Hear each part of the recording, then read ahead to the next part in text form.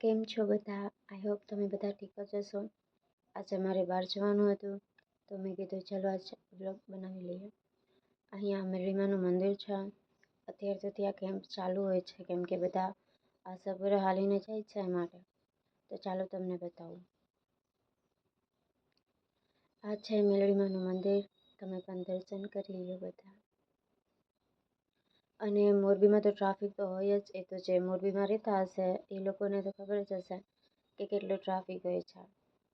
તો અહીંયા છે ને ખોડિયાલમાનું મંદિર પણ છે, પણ ટ્રક આડો આવી જાય છે એટલે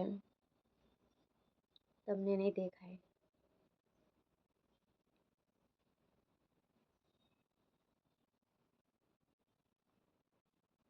ત્યાં ગરબી પણ ચાલુ હશે, નવરાત્રી ચાલુ થઈ ગઈ છે તો. અને આ પણ એક મંદિર છે, ત્યાં પણ મેં દર્શન કર્યા, તમે પણ કરી લ્યો. તો ફાઇનલી અમે ઘરે પહોંચી ગયા છીએ અને લિફ્ટ તો બંધ હતી એટલે પગથિયાં તો ચડવા જ પડશે. બધી લિફ્ટ બંધ હતી. ને જે લોકો શરીરમાં હોય એ લોકો તો પગથિયાં ન ચડી શકે, થાકી જાય. અને તમે બધા મને સપોર્ટ કરજો.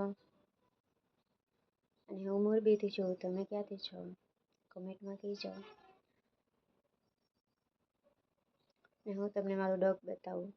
આ મારું ડોગ છે, બહુ સમજદાર છે. અમને જોઈને તો બહુ ખુશ થઈ ગયો. તો હવે તો એને ખાવાનો ટાઈમ થઈ ગયો છે. બહુ લાડ કરે, ખાવામાં ધ્યાન ના આપે, પરાણે ખવડાવવું પડે તો જ ખાય.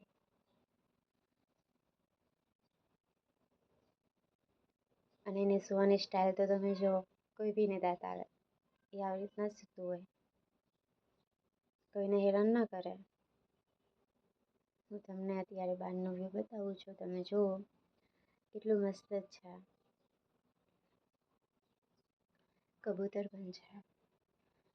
તમને મારો વ્લોગ ગમ્યો હોય તો તમે મને સપોર્ટ કરજો અને સબસ્ક્રાઈબ જરૂર કરજો. હું ટ્રાય કરું છું કે હું વ્લોગ બનાવતી રહું.